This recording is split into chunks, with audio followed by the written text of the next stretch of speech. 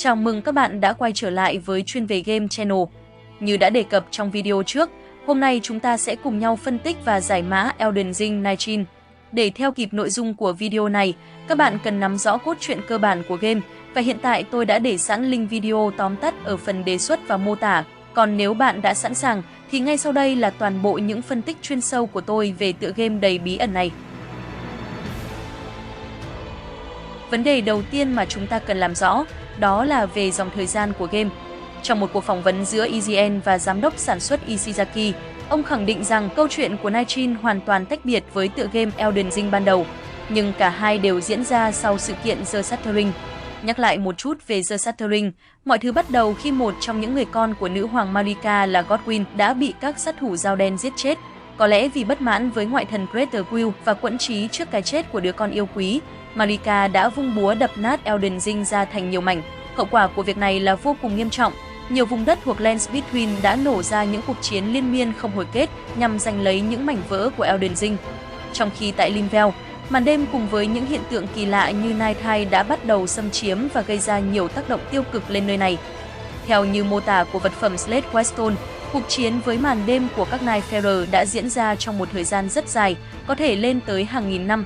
Nhưng tại kết thúc ẩn của game, chúng ta có thể thấy cây thần Erdtree vẫn còn tỏa sáng sừng sững trên bầu trời, cho thấy game nhiều khả năng diễn ra trong khoảng thời gian từ sau sự kiện The Shattering đến trước khi các Tannis trong tựa game gốc trỗi dậy và trở thành Elden Lord, bởi vì vào thời điểm này Erdtree đã bị đốt cháy.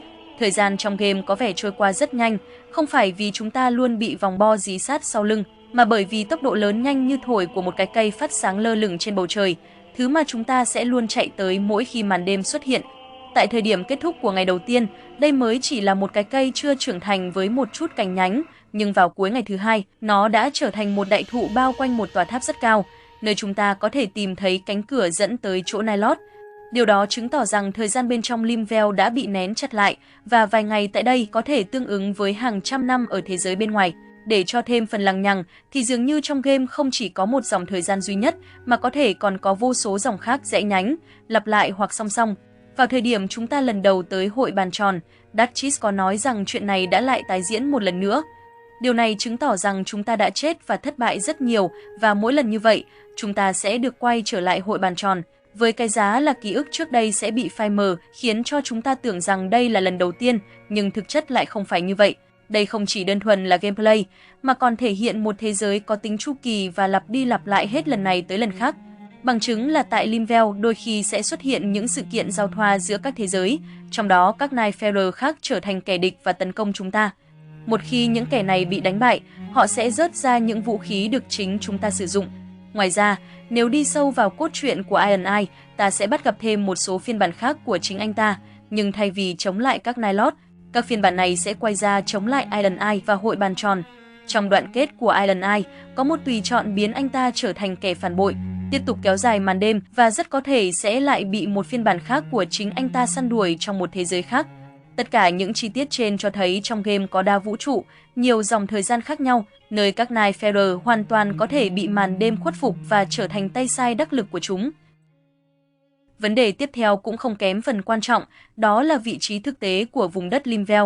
Theo bản đồ trong game, chúng ta có thể thấy đây giống như một khu vực nhỏ, nằm biệt lập giữa đại dương, xung quanh không có bất kỳ vùng đất nào khác được hiển thị. Tuy vậy, điều này không có nghĩa Limvel chỉ đơn giản là một hòn đảo ngoài khơi Lands Between, mà rất có thể là một nơi đã bị phong ấn bằng phép thuật. Như trong video tóm tắt DLC Shadow of the Erdtree, tôi đã nêu giả thuyết rằng rất có thể vùng đất Land of Shadow thực chất nằm ở chính giữa Lands Between và đã bị Marika che giấu bằng cách sử dụng 6 tòa tháp Divine Tower, kết hợp với một loại phép thuật ẩn giấu nào đó. Trong số những vật phẩm liên quan tới Marika, có một món đồ sở hữu loại phép thuật này, đó chính là Mimic Veil, thứ có thể giúp chúng ta che giấu hành tung của bản thân. Quay trở lại với 19, nếu so sánh bản đồ của Limvel với khu vực này của Limgrave, ta có thể thấy giữa chúng có một sự trùng khớp rất lớn, từ những con đường, cây cầu cho đến cả địa hình xung quanh, và thậm chí là một con sông nhỏ chạy ở khu vực giữa của bản đồ. Tại phân đoạn mở đầu của game, Duchess có nói một câu đầy ẩn ý, đại loại rằng bức màn đang dần khép lại trên thế giới này. Bức màn ở đây chắc hẳn ám chỉ rằng Limvel đang bị bao trùm bằng phép thuật bóng tối. Tiếp tục phân tích, ta sẽ thấy từ Veil trong Limvel cũng phát âm rất giống từ Veil, có nghĩa là tấm màn trong tiếng Anh. Sâu chuỗi các dữ kiện lại, ta có thể suy đoán rằng Limvel thực ra là một phần của Limgrave nhưng đã bị biến đổi hoặc che khuất bằng ma thuật, tương tự như cách Land of Shadow bị cô lập với phần còn lại của thế giới. Nighttide và những cơn mưa tầm tã chính là tấm màn che phủ khiến cho chúng ta không nhận ra vị trí thực sự của Limvel. Cũng giống như chúng ta không biết rằng Lands Between và Land of Shadow vốn chỉ là một. Tiếp theo, nếu tiêu diệt được các Nilot, những sự kiện ngẫu nhiên được gọi là Shifting Earth sẽ bắt đầu xảy ra, khiến cho một số dạng địa hình khác nhau như miệng núi lửa, khu rừng thối rữa hoặc đỉnh núi phủ tuyết có thể xuất hiện trong bản đồ của game. Như vậy ta có thể suy đoán rằng các Nilot là những trụ cột phép thuật duy trì tấm màn che phủ Limvel. Khi từng trụ bị phá vỡ, tấm màn này sẽ bắt đầu kém ổn định, dẫn đến sự chồng lấn hoặc giao thoa giữa Limvel với các vùng không gian khác. Thêm vào đó, trong trận quyết đấu với trùm cuối Hellster, sẽ có lúc hắn ta vung kiếm rạch một nhát lên bầu trời, khiến cho một chiều không gian khác được mở ra. Đây chính là lúc tấm màn che phủ Limvel tạm thời bị xé toạc, trước khi được vá lại nhờ tàn dư của ma thuật. Khi Hellster bị tiêu diệt, chúng ta sẽ được dịch chuyển về hội bàn tròn, nhưng nó không còn đẹp đẽ như trước mà được bao phủ bằng một màu xám ngắt, giống như tất cả đều đã hóa thành tro bụi. Đó là bởi vì sau cái chết của trùm cuối, nguồn ma thuật duy trì đã biến mất, khiến cho tấm màn hạ xuống và hội bàn tròn ngay lập tức trở về với hình dạng thật sự của mình. Khi chạy bò ở Limvel, chúng ta thấy Earthtree đã hoàn toàn biến mất khỏi bầu trời, nhưng tại kết thúc bí mật của game, ta có thể thấy cái cây này vẫn còn tồn tại. Nguyên nhân là bởi vì Limvel đã bị tấm màn che mắt, giống như chúng ta bị giam trong một chiếc lồng kín và không thể nhìn thấy khung cảnh bên ngoài. Trong số các Nightfarer, chỉ có một mình Executor là nhớ tới sự tồn tại của Earthtree, cho thấy Limvel đã bị cô lập trong một khoảng thời gian dài, và nhiều thế hệ cư dân của vùng đất đã không thể thoát ra ngoài để có thể chứng kiến sự hùng vĩ của cây thần. Vấn đề kế tiếp được dành cho các Nightfarer, bao gồm xuất thân và mục đích của họ khi đến vùng đất Limvel. Thông qua những manh mối rải rác, chúng ta biết được rằng từ rất lâu về trước, đã từng có những kẻ đứng lên chiến đấu với các Nilot. Họ còn được biết đến với cái tên Cutting Gifted Tribe, hay bộ tộc được ban cho khả năng cắt tỉa. Theo mô tả của vật phẩm Primordial Nilot June, bộ tộc này đã tiên liệu được đêm tối sắp tràn về. Trong một thời gian dài, họ âm thầm lên kế hoạch nhằm ngăn chặn tai họa này và đi đến kết luận rằng cơ hội duy nhất để thành công là phải lừa dối một vị thần. Họ đã nhìn thấy điều mà lẽ ra không nên thấy, chính là tội lỗi của cây thần Earthtree, và vì sự cả gan xâm phạm ấy, họ đã bị trừng phạt. Tiếp theo, khi khám phá ký ức của Wider, ta có thể đọc được một dòng ghi chú nói về một hầm mộ dưới lòng đất với nội dung: chúng ta là những kẻ bị kết tội trong đêm đầu tiên, mang trên mình một tội lỗi quá lớn để có thể tự chuộc bằng chính hành động của bản thân. Vì vậy, chúng ta nguyện mãi mãi dẫn dắt con cháu của mình cho đến ngày màn đêm bị phá vỡ. Nếu bước xuống hầm mộ, ta có thể thấy Menio đang có mặt tại đây. Xung quanh ông ta là 8 chiếc quan tài được đặt ngay ngắn. Menio xác nhận rằng những người trong quan tài chính là những người sáng lập của hội bàn tròn. Họ an nghỉ ở đây nhằm chuẩn bị cho mối đe dọa mà các Nightfarer đang phải đối phó.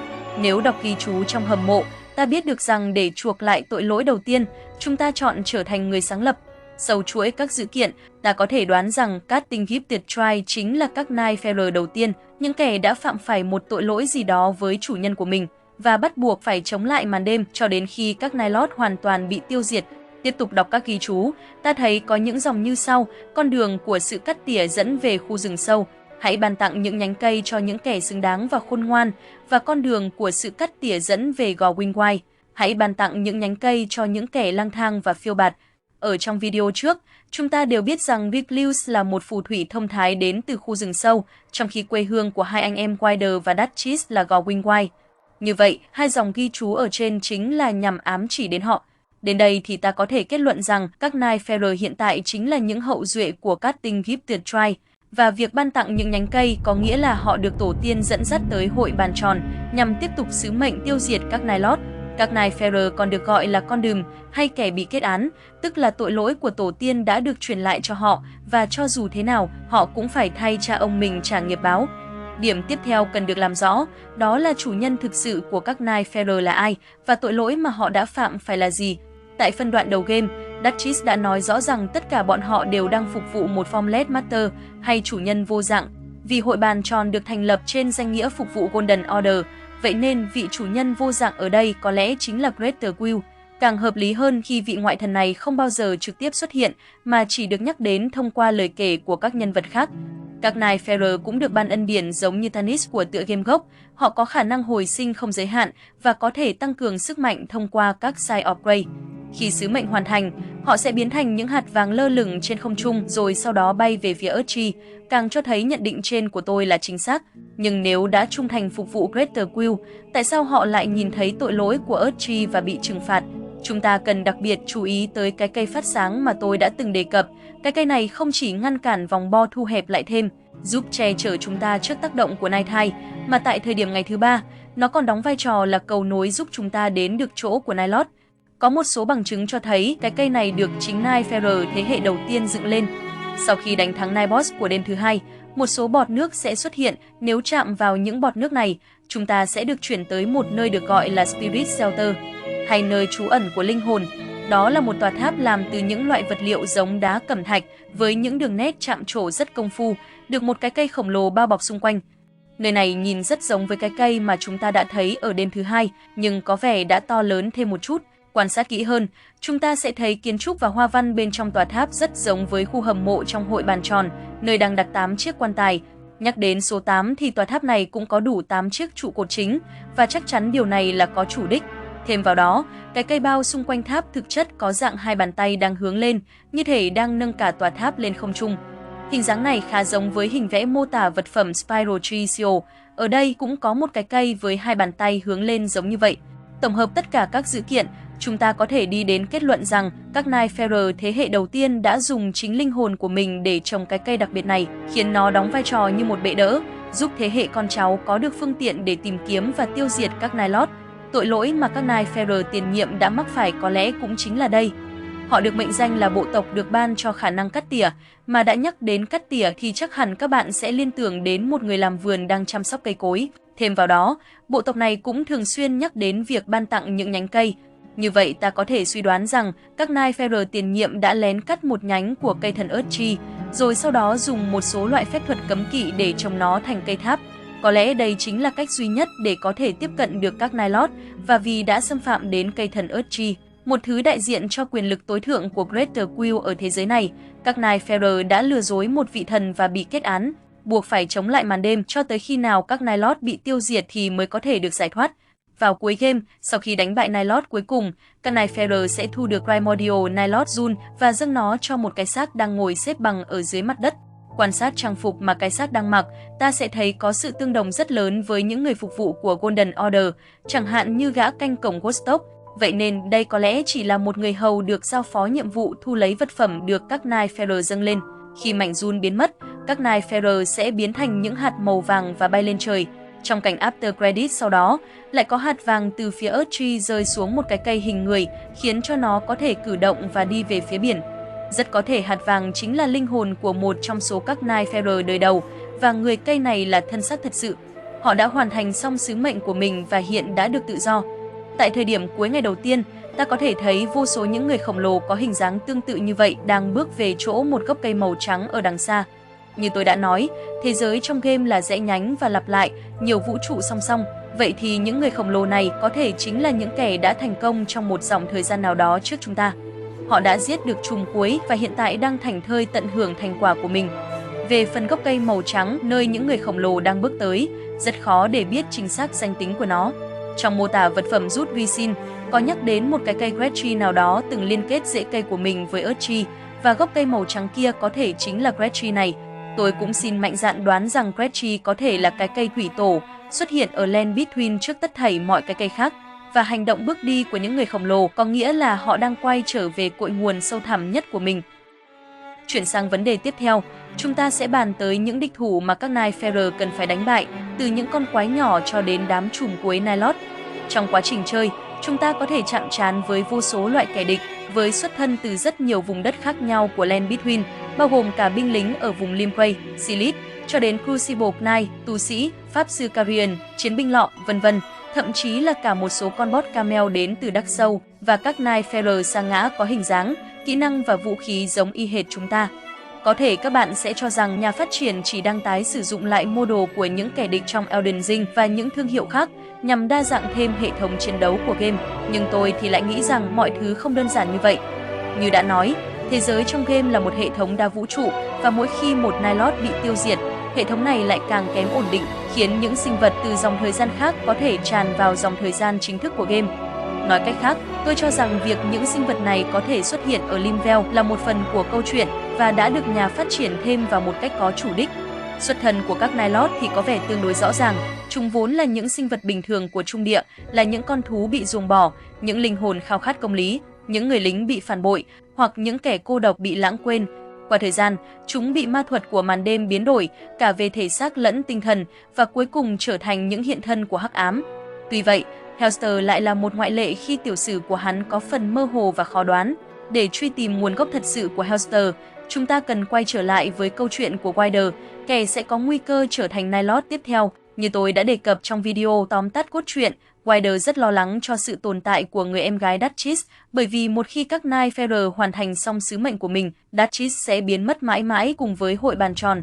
Vì lẽ đó, sau khi tiêu diệt được trùm cuối Hellster, Wider có thể sử dụng một giọt nước mắt bạc để biến bản thân thành một Hellster khác, qua đó giúp cho hội bàn tròn và cả Duchess duy trì mục đích tồn tại của mình. Khi đạt được cái kết của Wider và thoát ra khỏi Remembrance, chúng ta sẽ nhận được một đoạn journal có nội dung như thế này.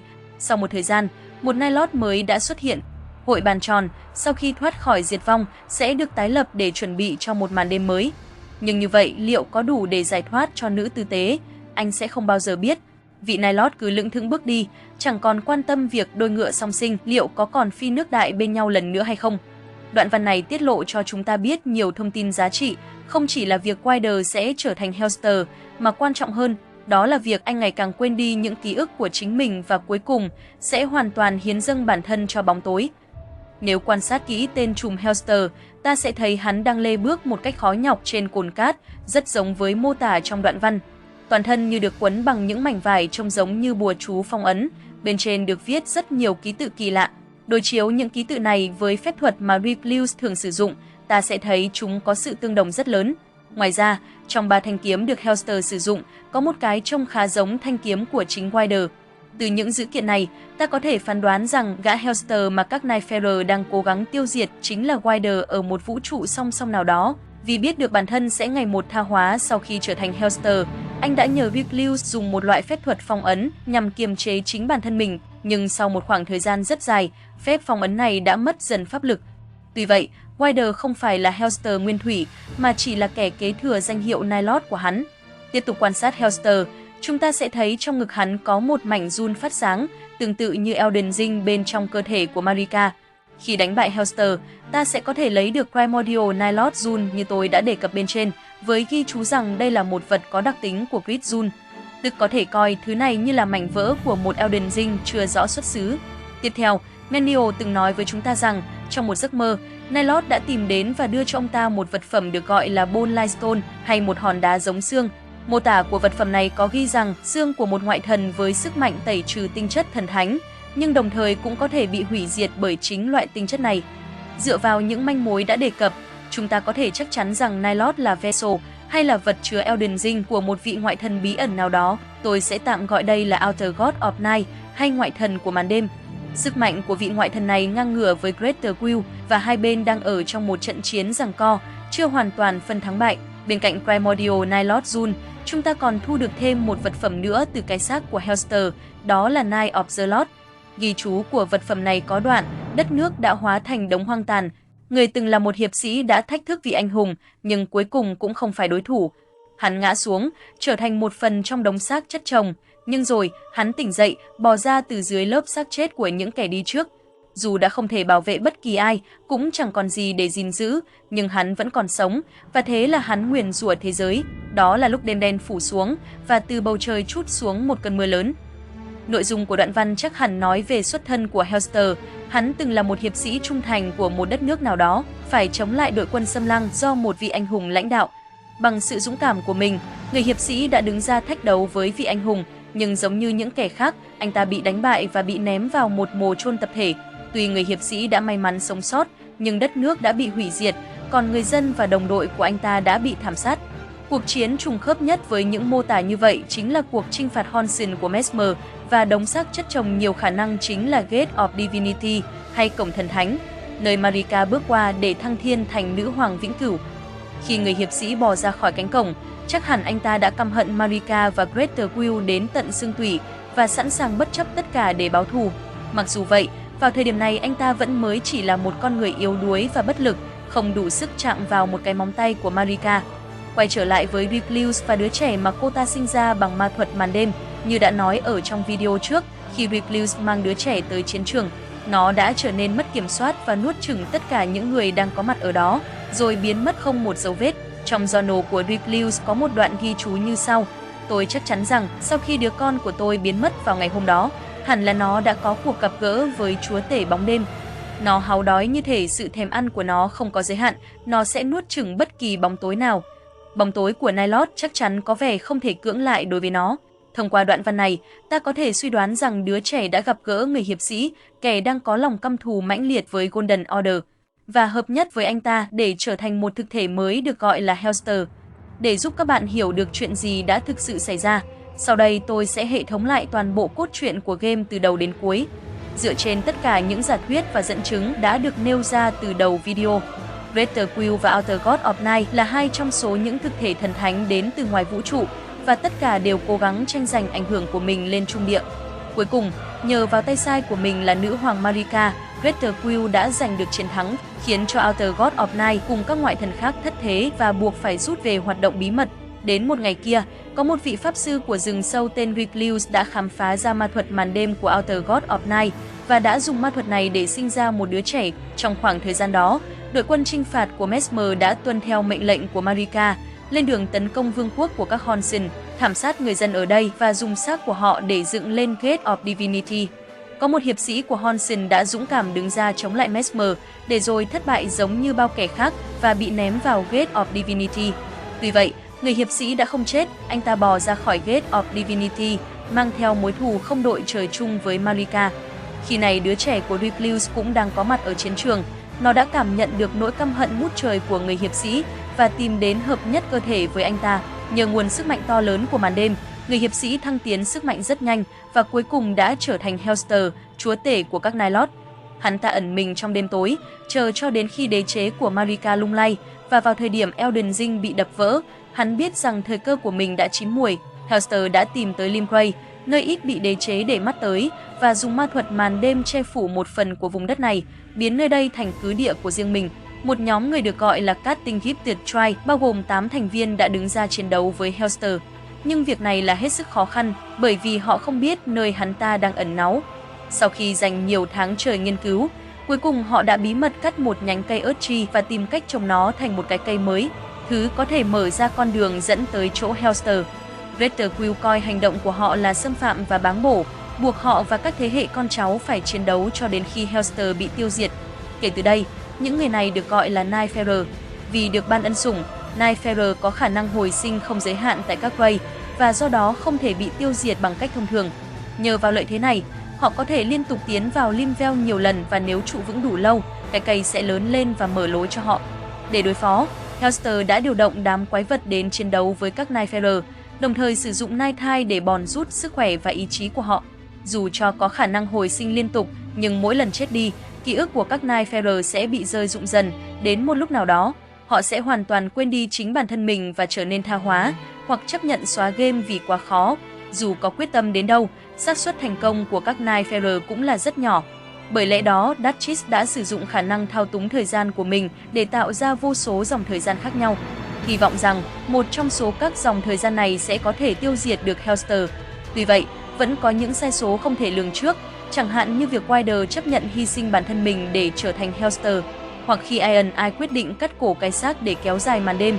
Từ đó, các dòng thời gian lại tiếp tục phân nhánh một cách phức tạp và không thể kiểm soát.